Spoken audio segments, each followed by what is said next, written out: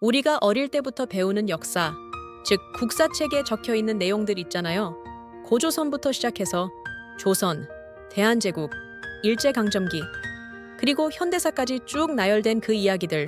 그런데 혹시 이런 생각 해보신 적 있으세요? 이거 누가 쓴 거지?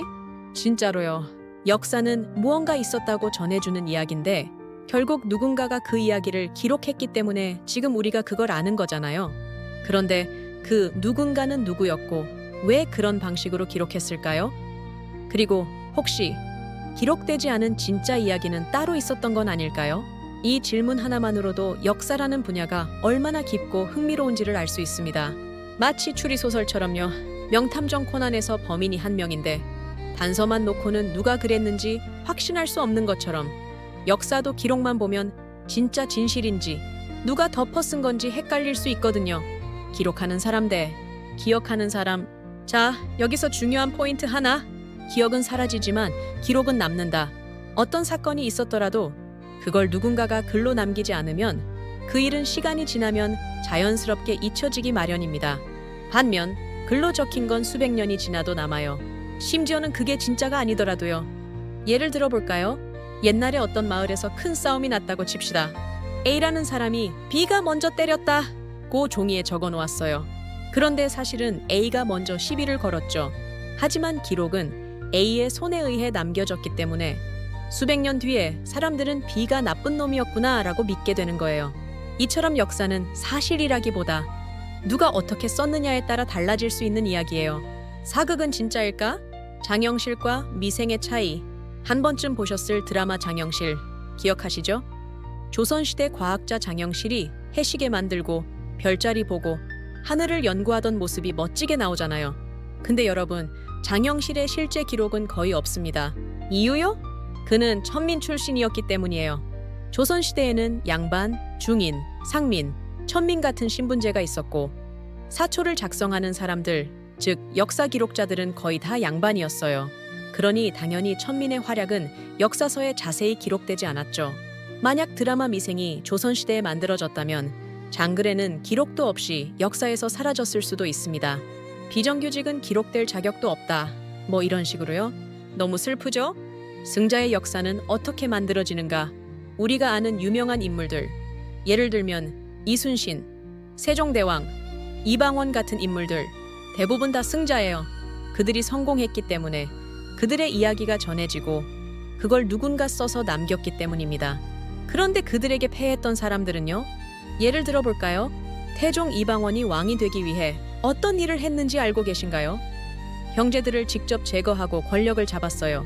이거 현대 기준으로 보면 왕좌의 게임이 아니라 그냥 조선판 막장 드라마예요.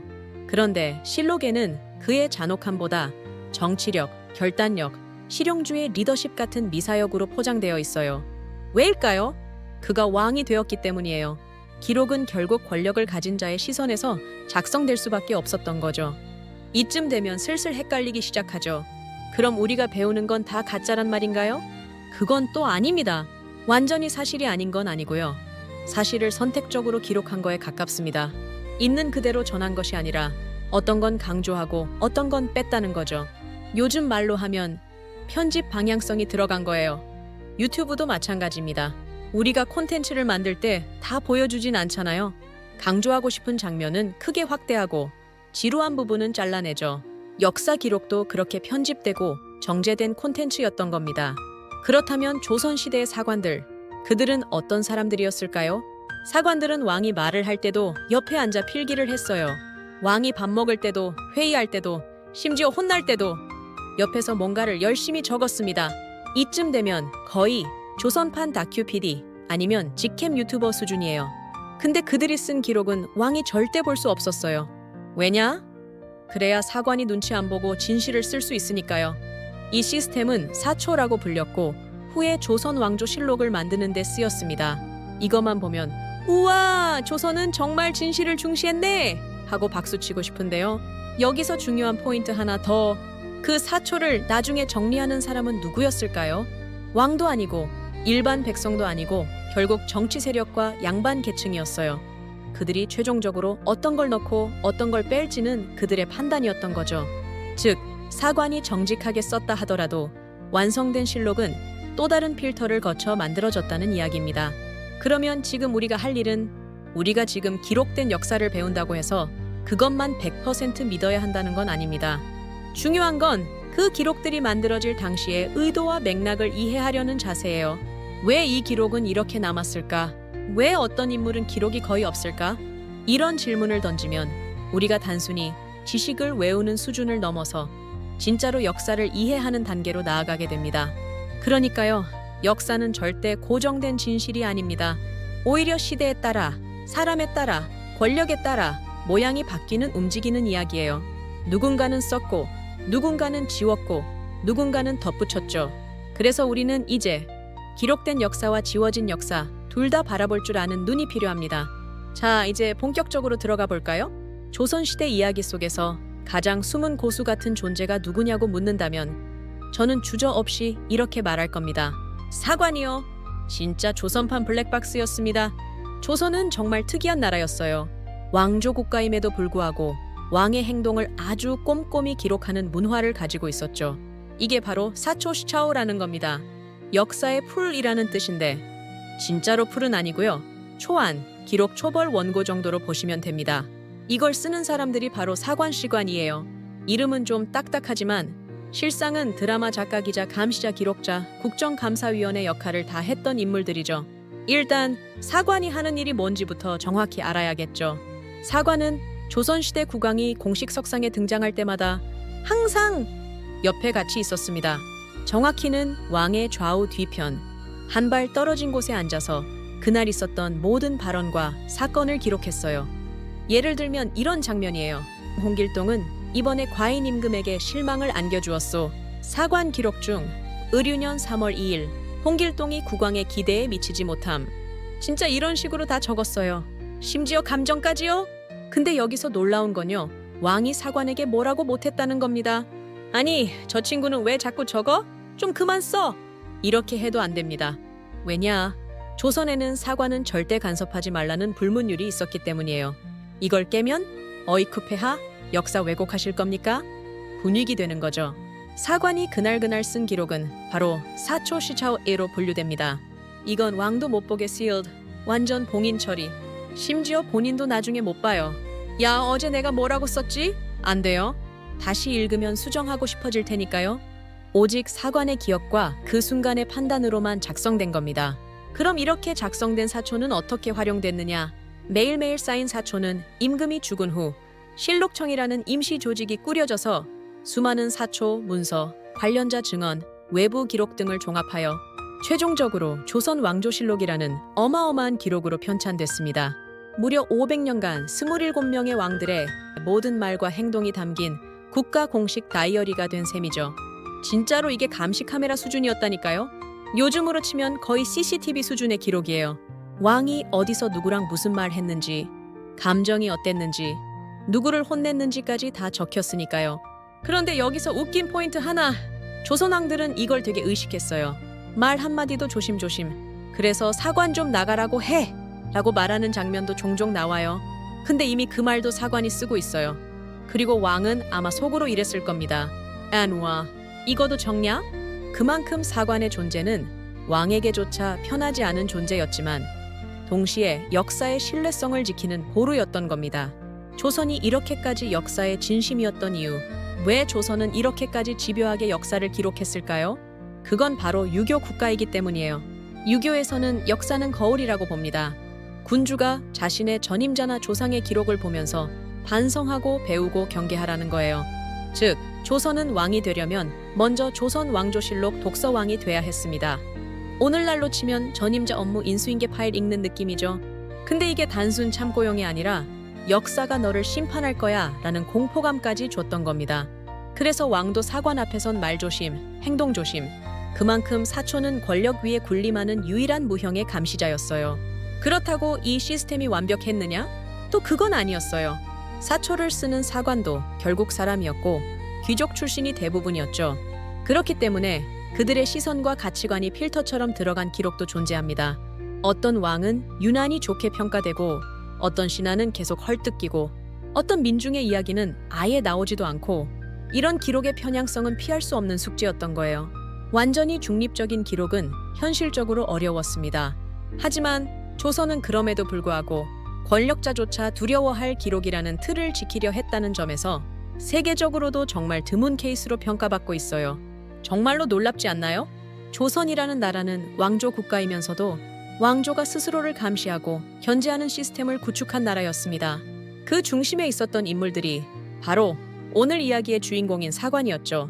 그들이 매일매일 꾹꾹 눌러 쓴 사초 덕분에 우리는 지금 500년 전 조선의 왕이 언제 화냈는지, 어떤 정책을 썼는지, 누구를 믿었는지까지 디테일하게 알 수 있는 거예요. 그 기록은 단순한 과거의 흔적이 아니라 지금 우리가 어떤 눈으로 권력과 진실을 바라봐야 하는가에 대한 아주 중요한 질문을 던지고 있는 겁니다. 앞에서 조선의 사관들이 얼마나 꼼꼼하게 그리고 치열하게 왕과 조정을 기록했는지 이야기했죠. 그런데 이쯤에서 생기는 아주 중요한 질문이 있어요. 그럼 조선왕조실록에 적혀 있지 않으면 그건 진짜 일어나지 않은 걸까요? 이 질문은 단순히 역사 덕후들의 수다 주제가 아니라요. 우리가 오늘날 무엇을 믿고 살아가야 하는가에 대한 본질적인 질문이기도 합니다. 조선왕조실록은 엄청난 기록 유산이지만 모든 진실을 담지는 못했어요. 혹은 담지 않았을 수도, 담을 수 없었을 수도 있었죠. 우리가 실록을 보면 감탄이 나옵니다. 와, 왕이 점심에 뭘 먹었는지도 적혀 있네? 그렇죠. 정말 세세하고 꼼꼼해요. 근데 여러분, 너무 꼼꼼하면 오히려 의심해야 한다는 말 들어보셨죠? 실록은 기본적으로 사초 기타, 사관 기록 참고 자료 정리 의견이 합쳐져 만들어집니다.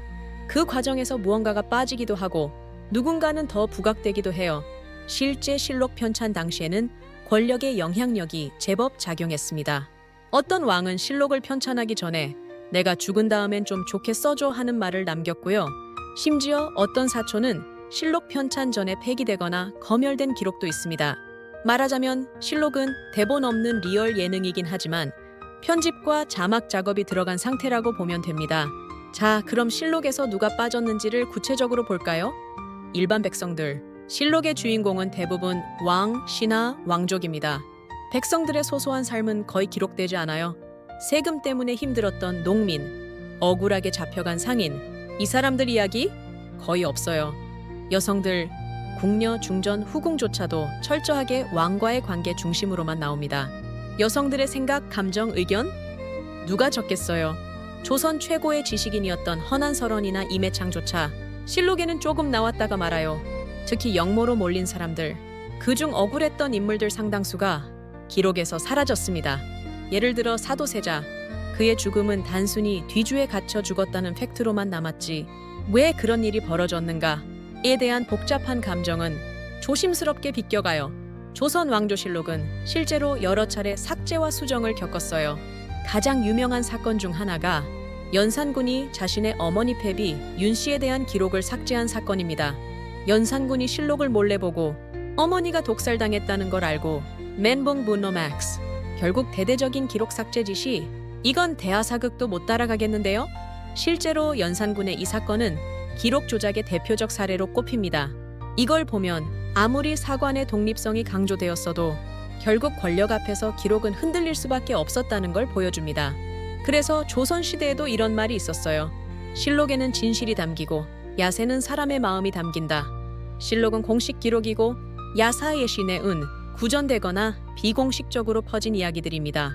실록은 팩트, 야사는 감정과 해석이라고 할 수 있어요.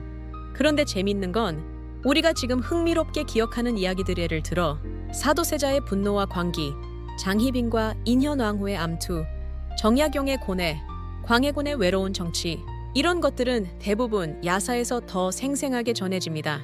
드라마 대장금, 동의, 왕의 남자, 이런 것도 전부 야사의 감성.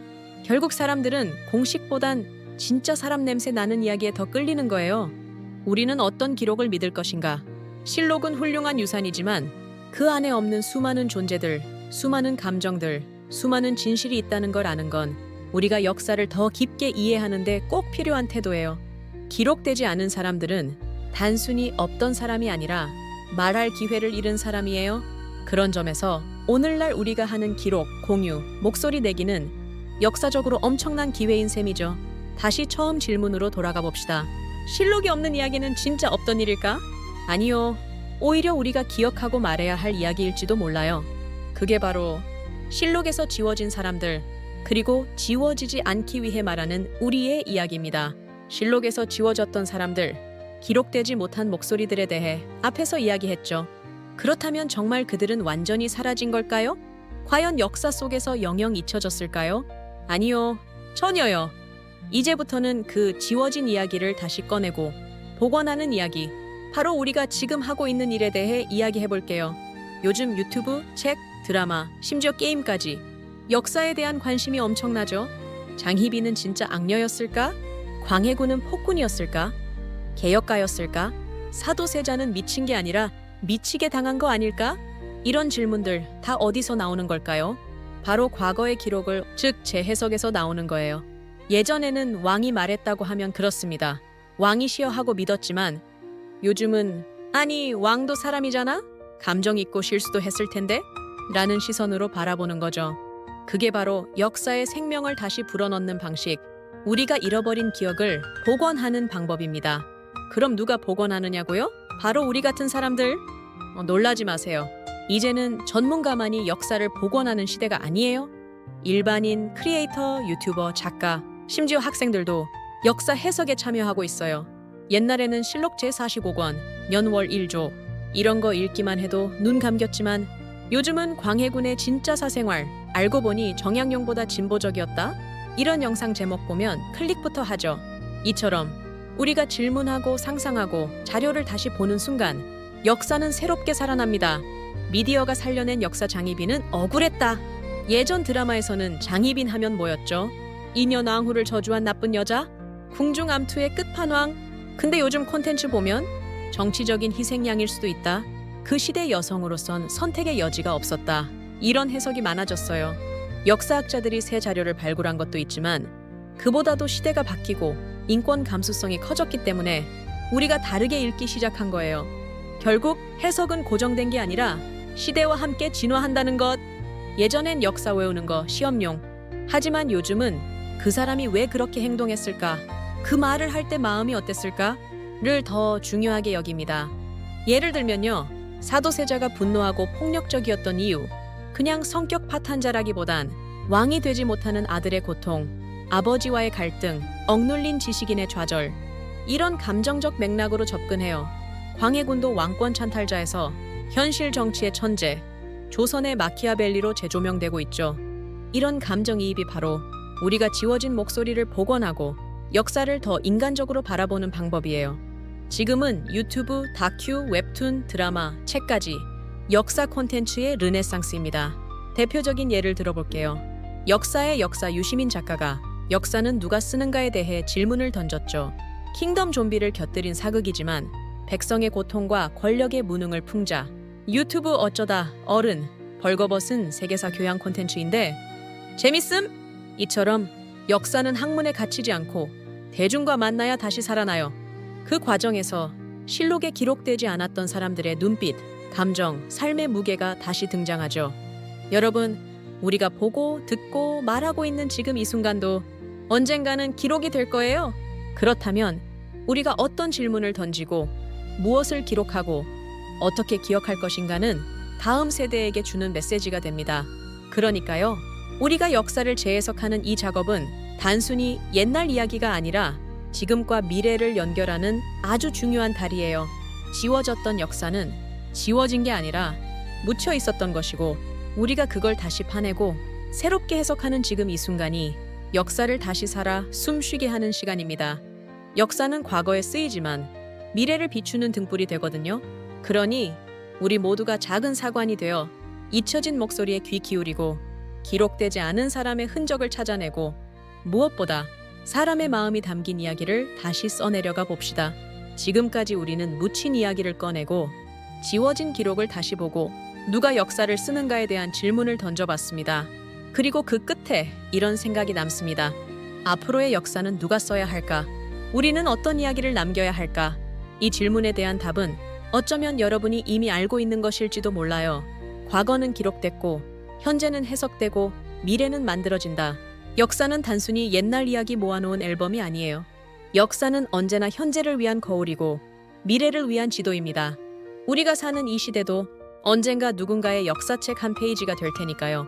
지금 우리가 말하는 한마디, SNS에 쓰는 글 한 줄, 유튜브에 올리는 영상 하나, 그게 곧 미래의 누군가가 읽게 될 역사가 되는 거예요.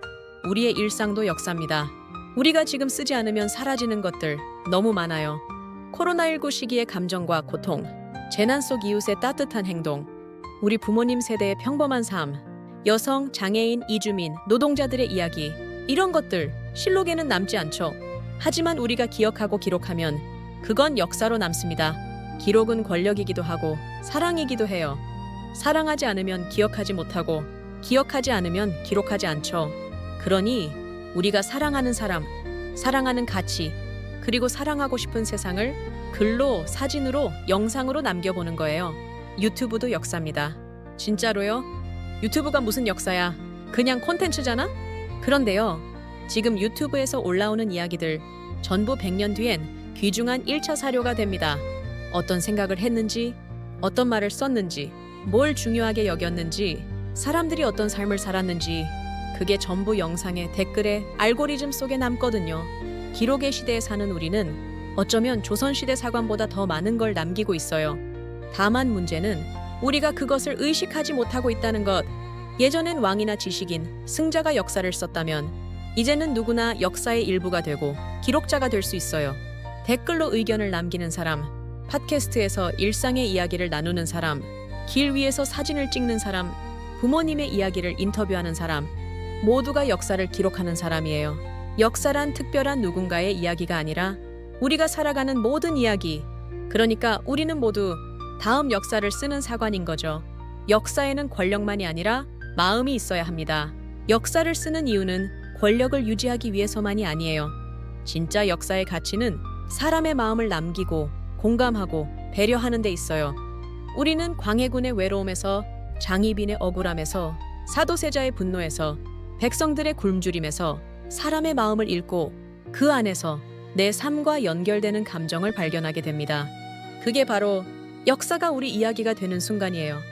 여러분이 겪은 작은 경험, 부모님의 인생 이야기, 동네 골목에서 사라진 가게 하나, 할머니가 해주시던 말투 하나, 이런 것들이 바로 다음 세대에게는 귀중한 역사가 될 수 있어요. 다들 역사를 거창한 영웅서사라고 생각하지만 사실 역사는 작은 조각들로 이루어진 퍼즐이에요. 우리는 그 퍼즐 한 조각을 쥐고 있는 사람들이에요. 우리가 써야 할 다음 역사란 정리해보면 이렇습니다. 권력자의 기록이 아니라 우리 모두의 기록, 승자의 이야기뿐 아니라 약자의 삶, 결과가 아닌 그 안의 감정과 의미, 영웅보다 평범한 사람들의 고군분투, 이런 걸 쓰고 말하고 기억하는 게 우리가 써야 할 다음 역사 아닐까요? 마지막으로 하나만 기억해 주세요. 역사는 옛날 사람이 쓰는 게 아니라 지금을 살아가는 우리가 만드는 것이고, 과거는 박물관 속에 박제되어 있는 게 아니라 우리의 질문 속에서 다시 살아나는 것이에요. 그러니 질문하세요. 기록하세요. 이야기하세요. 역사는 멀리 있지 않습니다. 바로 여러분의 옆에 있고 지금 이 순간에도 만들어지고 있어요. 이로써 시리즈의 대본이 마무리됩니다. 전체가 연결된 스토리로 흘러가도록 구성했으며 지금까지의 여정을 감정적으로 공감할 수 있게 마무리했습니다. 지금까지의 이야기가 조금이라도 흥미롭고 마음에 와닿으셨다면요. 구독은 다음 이야기를 계속 이어가는 작은 약속이고, 좋아요는 이 이야기를 더 많은 사람에게 전해주는 힘이고, 알림 설정은 잊지 않고 다시 만날 수 있는 비밀 열쇠 같은 거예요.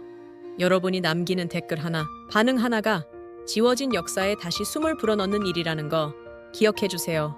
함께 다음 역사를 써내려가요. 감사합니다.